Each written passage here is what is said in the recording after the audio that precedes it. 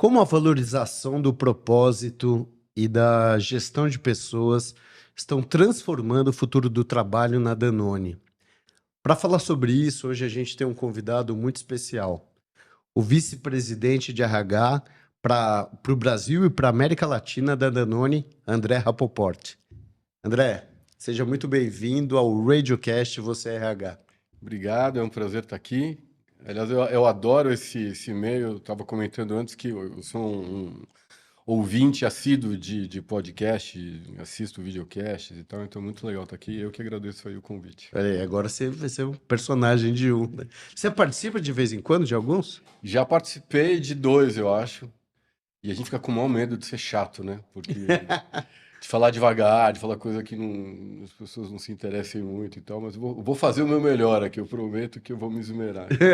Meu pânico aqui são entrevistados que dão respostas curtíssimas, sabe? É. Fala, não, é por aí, a gente faz isso, isso e isso. Porque aí você fala assim, puxa, eu preciso ter 30 perguntas para dar o tempo do episódio. Eu vou me alongar bastante aqui. Eu não sou muito prolixo, mas eu vou fazer o meu melhor para falar bastante. Para começar, André, eu queria que você falasse um pouquinho sobre você.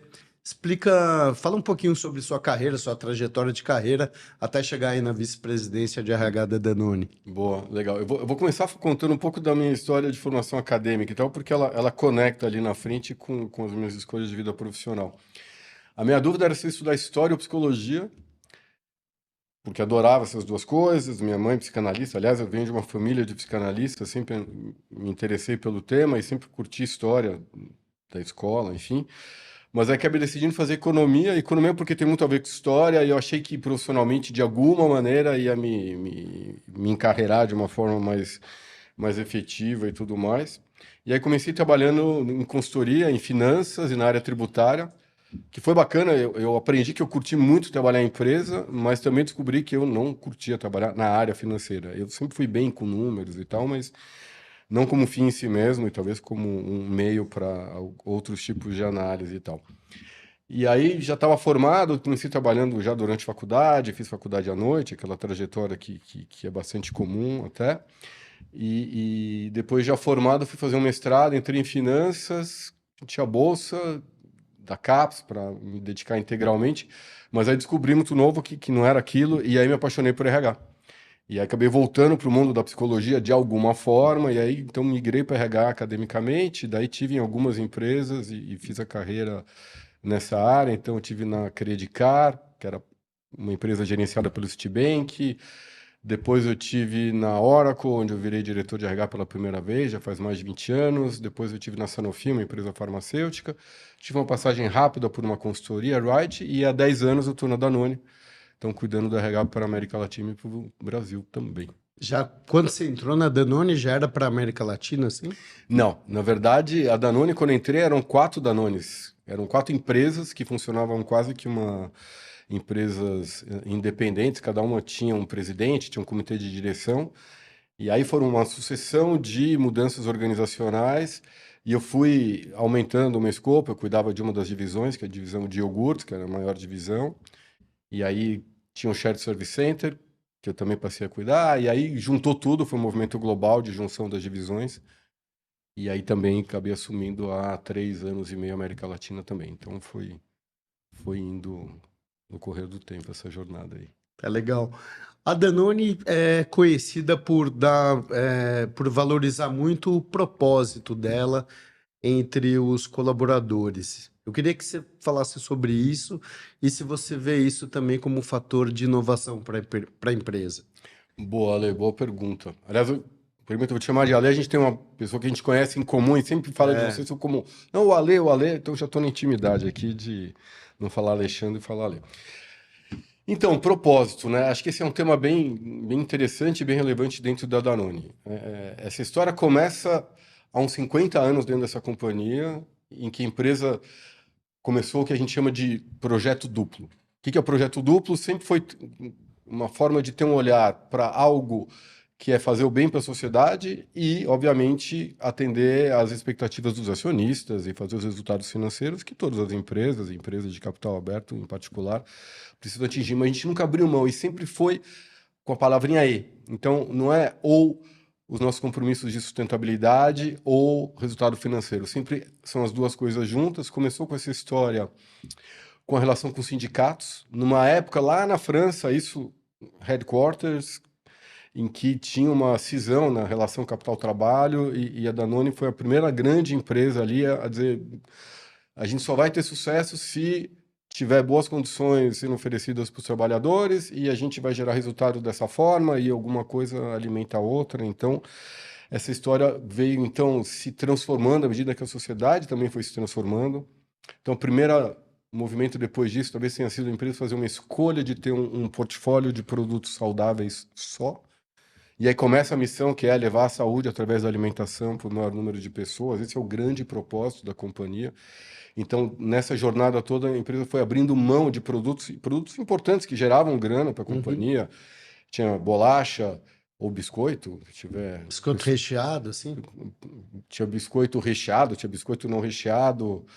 Não, só porque você falou de focar muito em alimentos Sim, saudáveis e tal, sim. e eu chutei biscoito recheado aqui porque é visto hoje pela medicina como um dos vilões aí da alimentação, né? Não vou entrar nessa polêmica, Levo, assim, É, claro, tá. nem quero que você. E até porque pequenos prazeres também trazem saúde. A gente pode É, falar um pouco disso sobre saúde mental eu também. tomo Então, Coca-Cola direto e tá tudo bem, a gente também precisa ser feliz. É. Mas a empresa fez essa escolha e foi uma escolha acertada.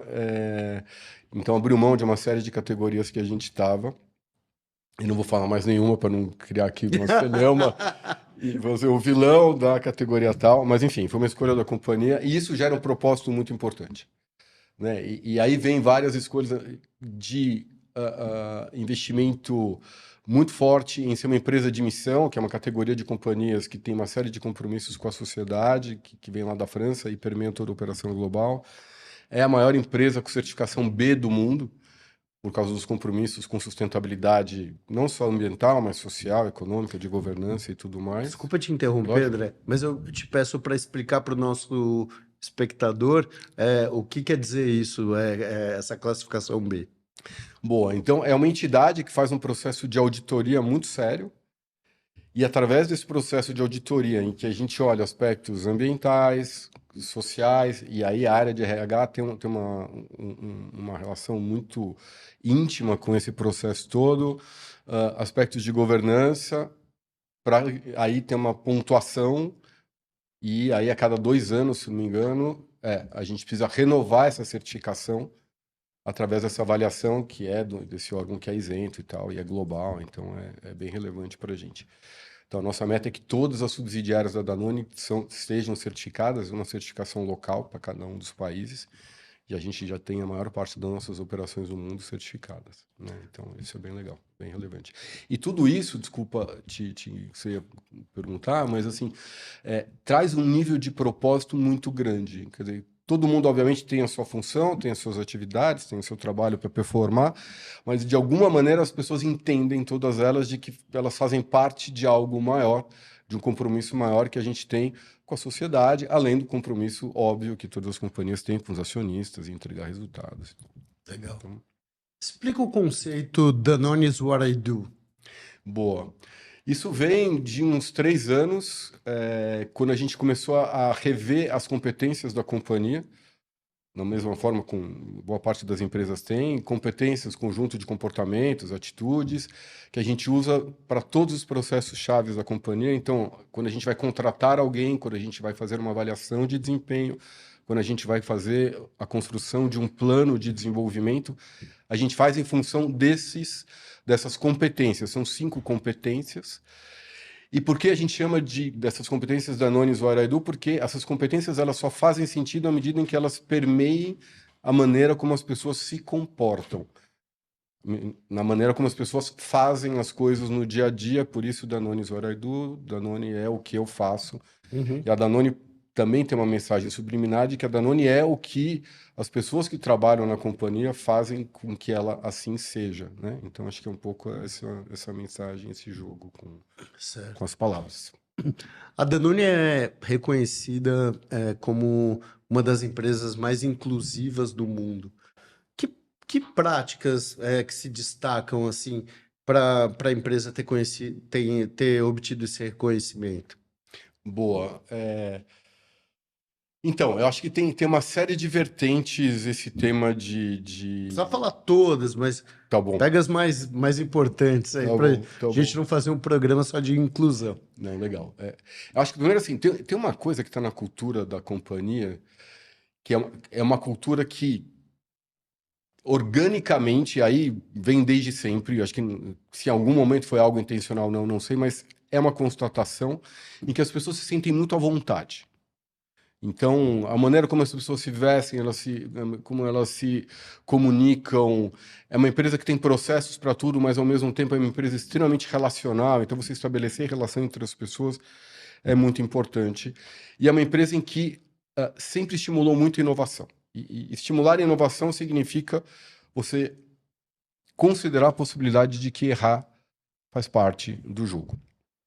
E você não pode ter essas características se você não é inclusivo no sentido de dar voz às pessoas que pensam de forma diferente, assim poderem se manifestar e darem as suas opiniões e tudo mais. Então, isso está um pouco, eu diria que no DNA da companhia. Mas aí a gente traz a conversa, talvez, para os últimos anos, em algumas frentes que a gente vem trabalhando, e aí vou falar especificamente do Brasil, principalmente de gênero, principalmente racial. Acho que são as duas. A gente trabalha em outras também, LGBT, toda a parte de PCDs, que a gente vem trabalhando já há alguns anos, ou vários anos, na verdade.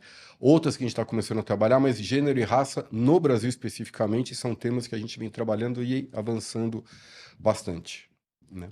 E como é que vocês conseguem fazer a métrica dessa diversidade na empresa? Então, a gente tem duas coisas. Primeiro, o que a gente quer com toda essa questão de diversidade e inclusão é ter um papel social, ou seja, tem uma série de reparações sociais e uma série de grupos que são subrepresentados dentro das organizações e que a gente entende que a Danone, como outras organizações, mas enfim, vamos falar da empresa na qual eu trabalho, tem um papel de fazer essa reparação histórico-social. Aí estou falando mais até da questão racial do que a questão de gênero, mas gênero também é um tema.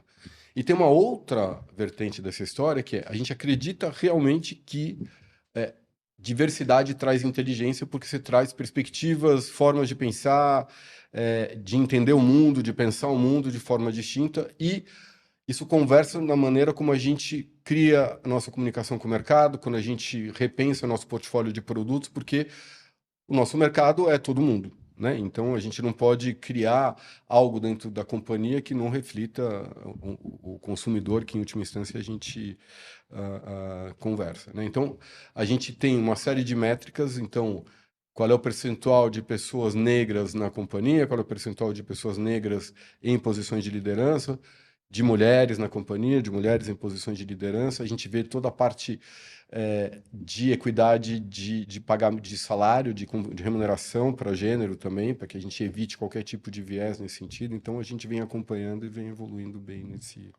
Tá. nesse sentido. Por acaso você tem aí alguns números assim dessa evolução? Tenho. A gente tem hoje, eu diria que em relação a pagamento, 101%. A gente tem o ponto médio das faixas salariais e tal, aí é uma parte mais técnica de RH, mas enfim, na média, as mulheres que trabalham na Danone estão a 101% do ponto médio da faixa, os homens estão a 99%, então a gente poderia até capitalizar aqui e dizer que as mulheres estão ganhando mais, mas é um empate técnico, eu diria, né? Então, assim, no final a gente tem essa equidade, que acho que é o mais importante. Sim.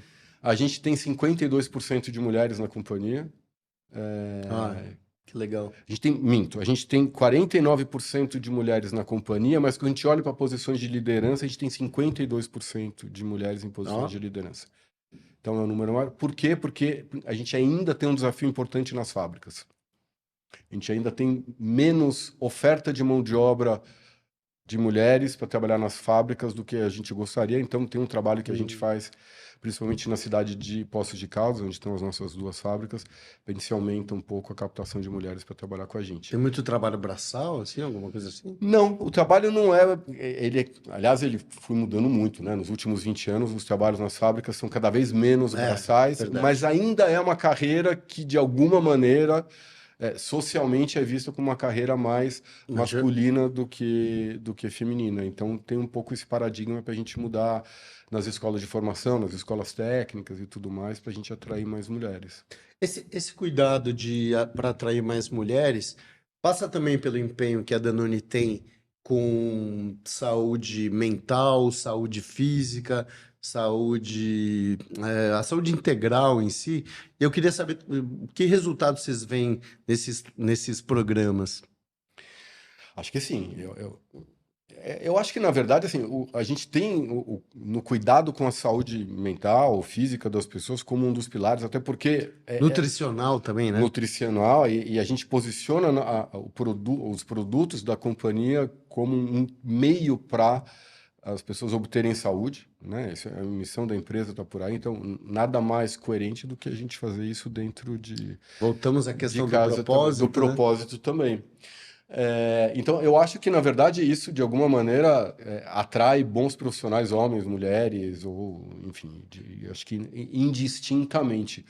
O que a gente tem é um cuidado e a gente ainda não está onde a gente gostaria de estar. A gente tem algumas discussões ainda tendo, de repente posso até dar um spoiler, que de repente vira uma forma de pressão interna lá para a gente aprovar algumas coisas, mas não tem resistência não, mas a gente tem algumas coisas legais para pintar aí para 2026.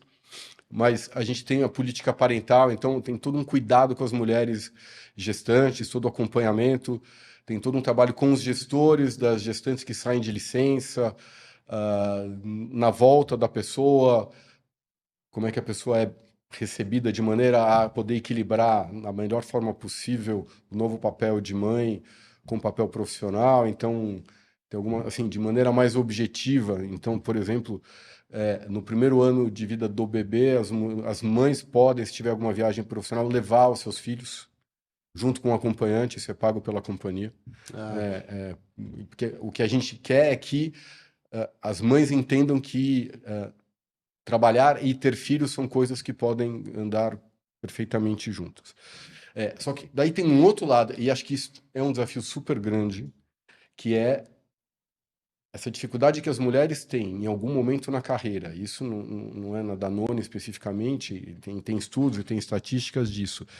Que quando elas vão chegando em posições mais sênior, gerente sênior, diretores, diretoras, vice-presidentes, você tem um êxodo de mulheres no mercado de trabalho. E aí uma dificuldade de você ter um equilíbrio maior de mulheres e passam muito pelo papel em que as mulheres e os homens ocupam na sociedade, sim. né? Então, e as organizações no final são um reflexo disso. Mas a gente também não pode ter um olhar só passivo e falar, bom, a sociedade é assim, os homens não Aceito. ajudam, que aliás É.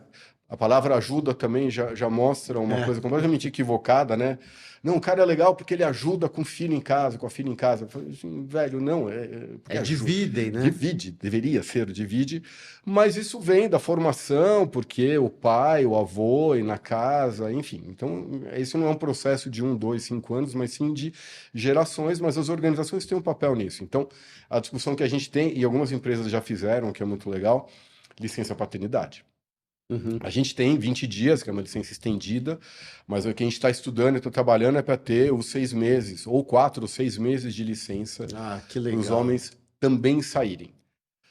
Porque isso tem uma questão prática, das mulheres de fato dividirem o papel, mas tem uma questão simbólica também, né? De como é que você, criando esse vínculo já no início da vida, você cria homens que passem a ter um papel de total equilíbrio na sociedade em relação às mulheres, porque daí, consequentemente, você vai ter isso dentro das organizações. Então, tem algumas batalhas aí que a gente está. Eu devo ter, aliás, uma chefe essa semana. Vamos ver se você aprova. Estou mandando um recado para o meu chefe aqui, aproveitando a nossa política de licença paternidade. Porque a gente bota maior fé nisso. Assim, são pequenos passos que você começa a fazer transformações sociais através da organização, né? E aí algumas pessoas me falam, Ale, assim, não, mas uma empresa tem que fazer isto, né?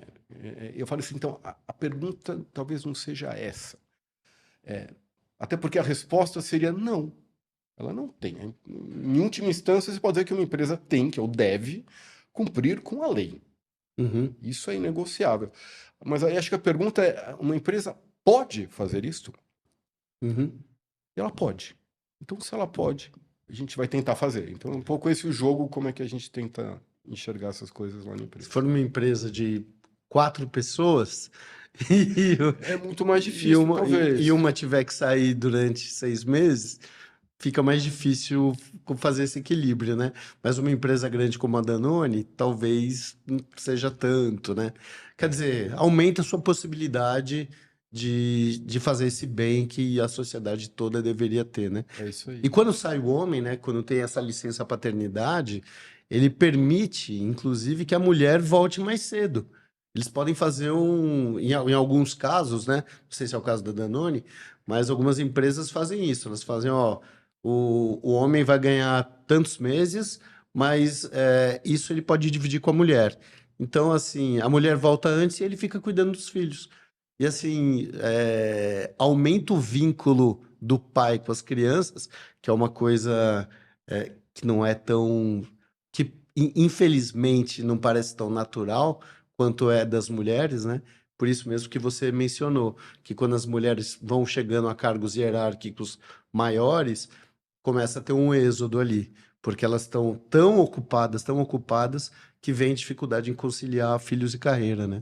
É isso. E, logicamente que as empresas todas, de alguma maneira, deveriam ir por esse movimento para ter maiores chances da gente fazer esse jogo da mulher sai e volta antes se o homem sai. Então, a gente tem que ter, de alguma maneira, isso acontecendo. Mas dá para fazer, no mundo escandinavo é um pouco por aí, os homens e as mulheres saem. Não sei se todos os países escandinavos, acho que a Suécia e a Noruega têm, mas enfim. Tem muita coisa para ser feita. Eu acho que as empresas ganham com isso, porque vai ter mulheres mais podendo viver inteira, de maneira mais integral suas carreiras e menos divididas, menos culpadas, inclusive, por na coisa com a criança e tudo mais. E você tem uma outra questão social que é o seguinte: muito provavelmente você vai ter crianças melhores, né? Recebendo atenção da mãe, recebendo atenção também do pai, os dois podendo estar se realizando profissionalmente. Aliás, se isso for uma escolha, né? Porque tem mais É. essa discussão, né? A carreira também não é que todo mundo tem que ter filho, não é que todo mundo tem que ter uma carreira na empresa, uma carreira ascendente. É. Essa é uma outra questão também que dá para Que a discutir, dá mulher para pode pensar. dizer: Não, eu Tá tudo quero certo. cuidar do filho. E acabou. Ou o homem, né? Ou o homem. Ou o homem, inclusive. Então, tá É, tudo certo, né? milagres acontecem também. Exatamente. Inclusive, você, leitor da Você RH, se você procurar lá no nosso site, em edições anteriores, você vai ver uma matéria de capa sobre justamente isso: conciliar filhos e carreira. Que a gente até teve como fonte uma consultoria chamada Filhos no Currículo, muito Sim. legal, muito legal. E uma das sócias agora virou até colunista da Você RH, e ela fala muito disso, de incentivar a paternidade, né, para esses momentos. Legal. E aí você falou, né, do que isso também causa na mulher, dela ficar um pouco ansiosa, de se sentir culpada. Agu- Agora, passando um pouco, fugindo um pouco das mulheres, não precisa ser exatamente sobre isso, mas eu queria saber como que a Danone trabalha a segurança psicológica dos seus funcionários e também em ações contra o estresse. Boa. Esse é um tema importante. Danone, como várias outras empresas, é uma empresa pujante, com drive de resultado e com as várias pressões. Então, tem um tema aqui que está dentro da companhia, mas a questão da saúde mental, logicamente, ela transcende os limites da empresa, né? Então, a gente tem, primeiro, eu vou falar de uma maneira mais de remediação. Então, todo mundo tem, pelo próprio plano de saúde, acesso à terapia e tal, e a gente fala bastante, a gente tem um encontro mensal com todos os funcionários em que a gente divulga resultado, fala do lançamento de produtos, fala dos novos programas de RH e tudo mais, mas a gente fala muito desse tema. Então, acho que uma primeira forma é desmistificar um pouco a questão da saúde mental, dos cuidados com a saúde mental. A gente está no século XXI, já avançados no século XXI, e ainda fazer terapia ainda é um tema. É.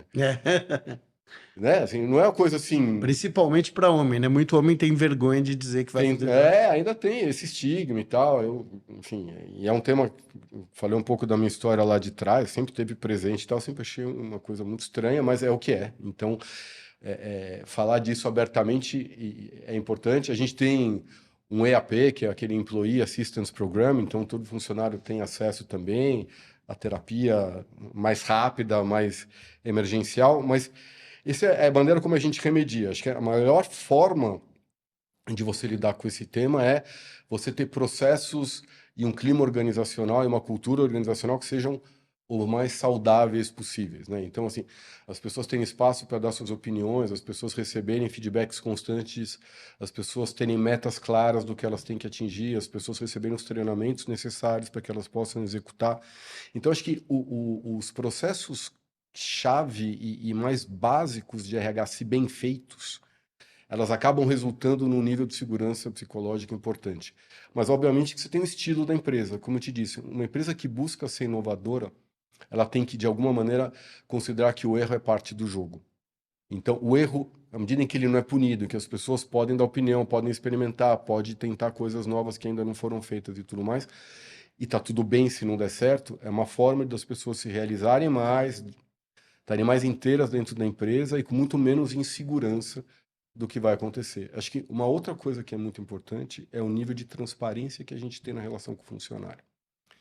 Então, a saúde mental das pessoas numa organização também passa muito pela maneira como a relação é ou não construída com confiança dos dois lados.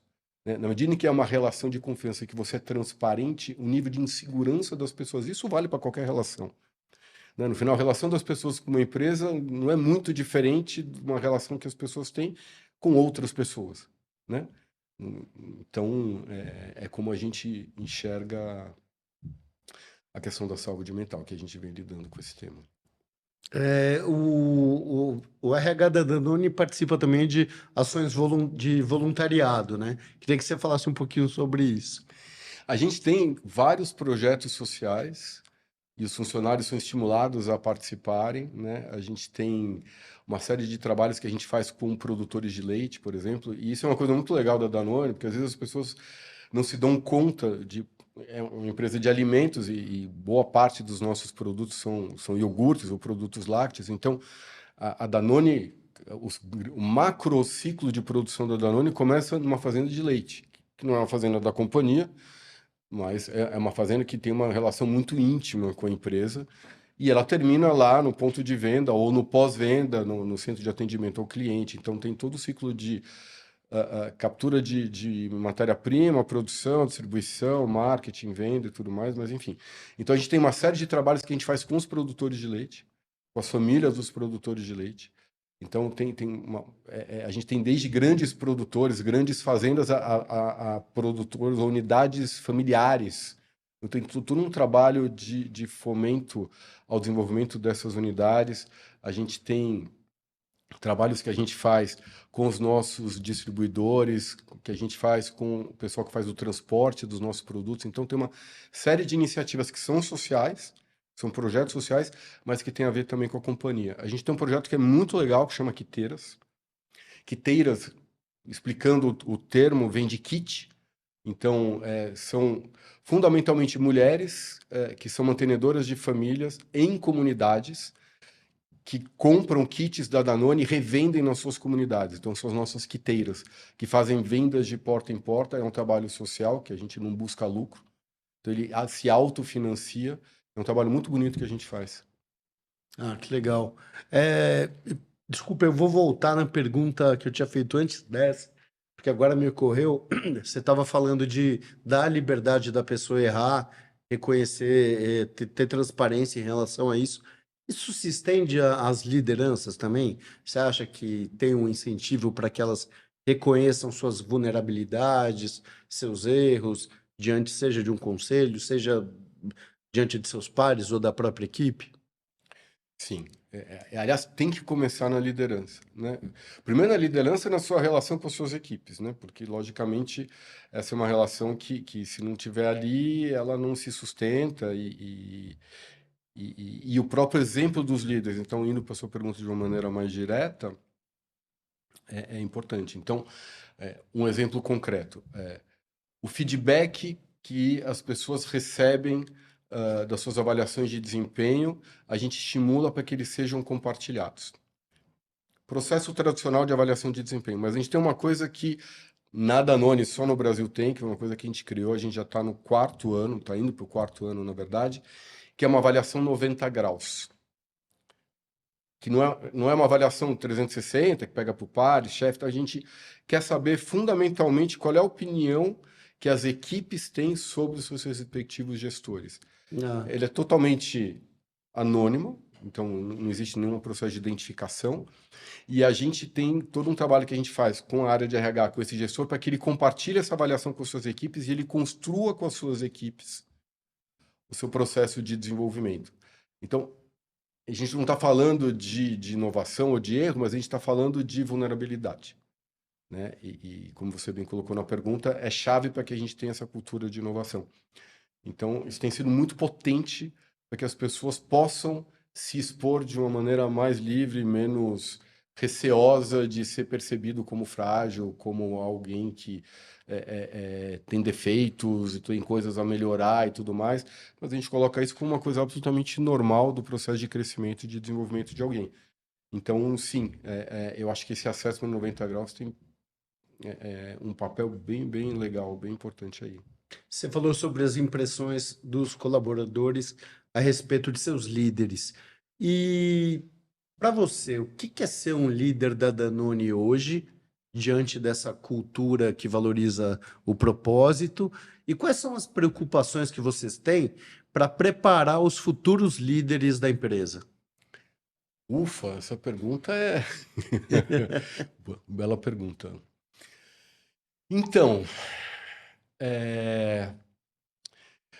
acho que uma das coisas que eu tenho como feedback, e nada como feedback de quem chega de fora da organização, para deixar muito claro se o seu trabalho está gerando os resultados e está sendo percebido da maneira como você imagina deveria estar sendo percebido. Que é uma liderança que estabelece uma visão de futuro, um plano estratégico muito claro, que comunica de maneira muito clara para suas equipes, que idealmente constrói junto com as equipes, de maneira mais participativa possível, e que tenha um drive de execução muito forte. Porque é uma empresa com um foco muito pragmático em ser competitiva, em oferecer os melhores produtos para o mercado, em ser muito melhor hoje do que foi no dia anterior ou no período anterior, enfim. Então, tem um ciclo virtuoso de efetividade da organização que a gente não abre mão. Isso é muito claro. O grande lance, e isso a gente trabalha muito desde o processo seletivo, passando pelo processo de onboarding, pelo processo de onboarding ou de integração, né, do novo funcionário e todos os programas de treinamento que a gente tem na Danone, que nada disso que eu falei se sustenta se o cara não fizer um bom trabalho de gestão e de liderança, de formação da sua equipe, de construção de pipeline de liderança para o futuro, de desenvolvimento dos novos profissionais, de criar uma cultura que seja inclusiva de verdade e inclusiva conversa, de novo, com o que eu estava falando de gênero, de raça e todos esses outros exemplos que a gente possa dar, mas fundamentalmente uma gestão inclusiva para modelos mentais diferentes.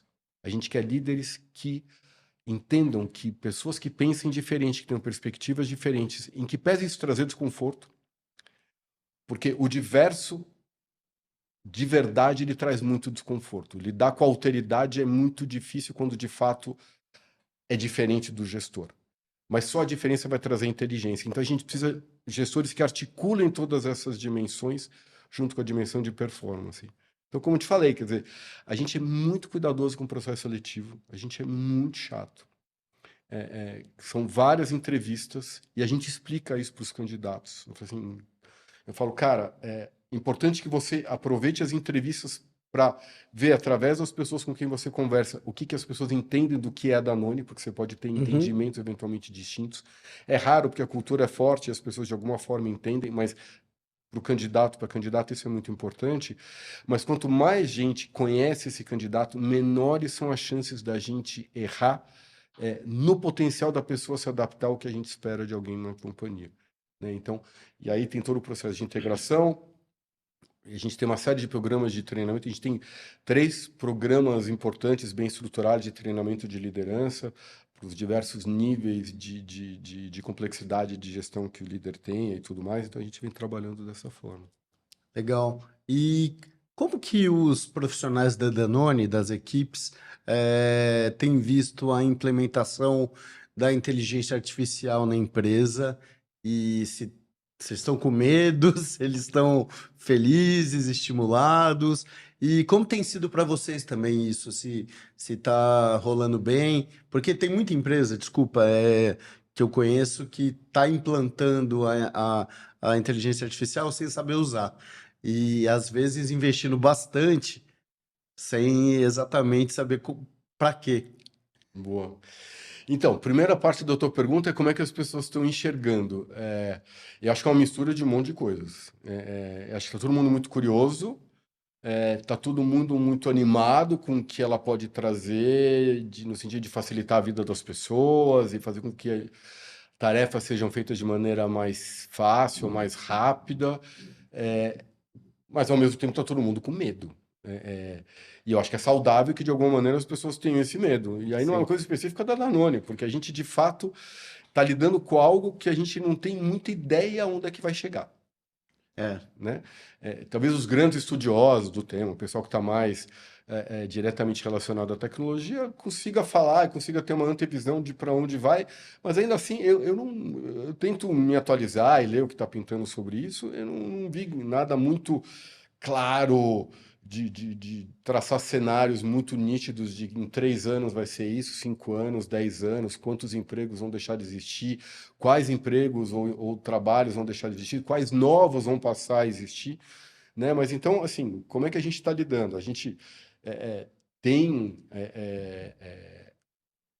os fornecedores de inteligência artificial em vários dos nossos processos. Cada vez mais as licenças vão aumentando, as licenças de uso vão aumentando. A gente começou com um grupo pequeno globalmente testando, já tem mais de ano.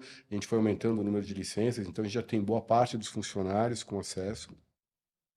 E aí a primeira etapa, logicamente, é as pessoas começarem a aprender como é que as atividades de dia a dia delas, escrever um e-mail, criar uma apresentação de PowerPoint, coisas bem banais de dia a dia, podem ser ajudados com o uso de inteligência artificial. Então, sim. essa foi a primeira onda que a gente começou e que ainda, à medida que novos funcionários vão entrando, vão tendo acesso a isso, vão passando a utilizar. E que ninguém vai perder o emprego por isso, né? E que ninguém vai perder o emprego por isso. Pelo contrário, Pelo vai contrário. se tornar mais produtivo, né? Acho que esse é o ponto. À medida em que você gasta muito menos tempo para fazer isso e você começa a poder pensar formas diferentes de executar outras tarefas do dia a dia. Então, eu preciso criar um treinamento, que não é algo que eu faço todo dia, mas à medida em que eu tenha mais tempo, eu falo assim, não, eu começo a ter mais tempo para usar isso e eu começo, inclusive, a fazer uso da inteligência artificial como um parceiro para me ajudar a ser mais criativo, para trazer metodologias de outros lugares num tempo muito mais rápido. E aí tem uma terceira onda, e eu acho que é aí que vem talvez a excitação com o uso da inteligência artificial, que é o quanto que esse movimento todo pode te possibilitar a fazer movimentos mais disruptivos. Como é que eu posso pensar em categorias de produtos diferentes? Como é que eu posso pensar em modelos de embalagens que sejam mais sustentáveis? Como é que eu posso pensar em modelos de distribuição que eu seja mais efetivo em atingir camadas da população que eventualmente hoje não têm acesso aos meus produtos? Sei lá, 3 exemplos de aonde a gente pode desaguar, e aí vem o lado otimista e muito legal da coisa da inteligência artificial. Certamente tem trabalhos que talvez deixem de existir, mas o que eu acredito mesmo, e é um pouco clichê o que eu vou falar, mas é o que todo mundo, até porque de alguma maneira as pessoas falam isso, as outras revoluções que a gente teve, industriais, tecnológicas e tudo mais, todas de alguma maneira foram, né? Quer dizer, você tem trabalhos que deixam de existir, você tem vários outros que passam a ser criados que antes não tinham. Então, eu não acho que vai ser diferente, eu não tenho uma visão pessimista sobre isso. Eu acho que a gente pode. Eu sou um otimista por excelência, acho que a gente pode ter uma vida melhor. Eu acho que ser mais efetivo, quem sabe a gente tem um pouco mais de tempo livre para se dedicar aos nossos filhos, aos nossos hobbies, à medida em Pô, que a gente é mais eficiente em fazer o trabalho, né? Acho que isso é uma coisa que as novas gerações têm trazido muito, né? Uma expectativa de ter um equilíbrio maior entre vida pessoal e vida profissional. Eu ainda é, sou de uma geração de que trabalhar algo de um fardo era inerente ao trabalho. Trabalho tinha que ser algo sofrido, algo suado, né? As gerações, uma, duas gerações para trás, de imigrantes, tem um pouco também essa coisa, e a gente herdou isso. Eu acho que à medida que o tempo vai passando, as novas gerações chegam com uma visão diferente, e a inteligência artificial pode ajudar a gente a ir mais nessa direção, eu acho. dizer que era um workaholic era motivo de orgulho, né? Era orgulho, você falava assim, e aí, cara, trabalhando muito? E eu falava assim, não muito, né? O cara suando, estressado e tal. A gente é de uma geração de que era legal, né? As É. novas gerações, não sei se acham mais tão legal isso, né? Gostam de trabalhar, não é que não gostem, não estou falando de preguiça, não gostam, Aham. mas vem um outro lado também como algo positivo, e a coisa do equilíbrio, talvez seja a melhor palavra, como uma busca É. a ser atingido, né? E quando a gente fala do propósito, que é o tema central aqui dessa entrevista, eu acho que tá ali também, né? De você conseguindo esse equilíbrio, você consegue ser mais feliz, inclusive no trabalho, né? Não só nas tuas horas de lazer e descanso, né? Mas no trabalho. Você fala assim, puxa, eu não estou tão pressionado, porque eu consegui fazer isso aqui rapidamente com a inteligência artificial, então eu posso caprichar mais nesse projeto aqui que eu queria dedicar mais horas.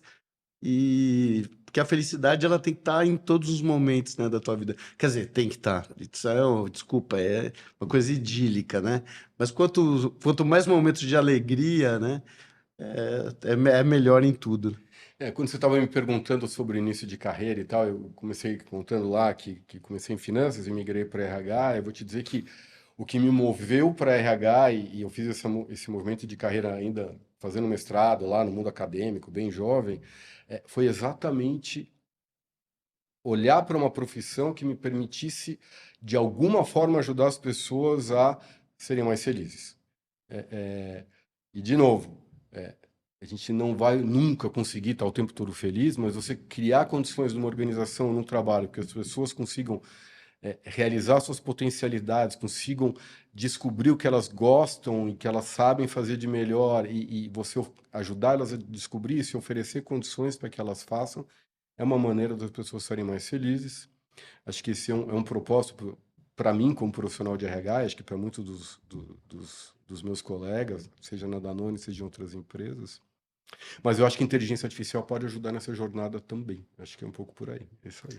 Que bom, André, que bom que você pensa assim e tomara que mais gestores de RH tenham a mesma, tenham a mesma perspectiva de que suas equipes devem ser mais felizes também. É isso aí. Muito obrigado pela entrevista, foi ótima, gostei muito do bate-papo. Eu que agradeço, espero que o pessoal tenha curtido, espero que não tenha sido chato, De mas jeito nenhum. enfim, foi um papo muito legal aqui de coração. Tamo aí. Valeu. Tá legal. E eu agradeço a você também que acompanhou essa entrevista aqui com o André Rapoport, vice-presidente de RH da Danone para o Brasil e para a América Latina. E te convido também a assistir as nossas outras entrevistas que estão tanto no canal de YouTube da Você RH, quanto no nosso Spotify. Obrigado.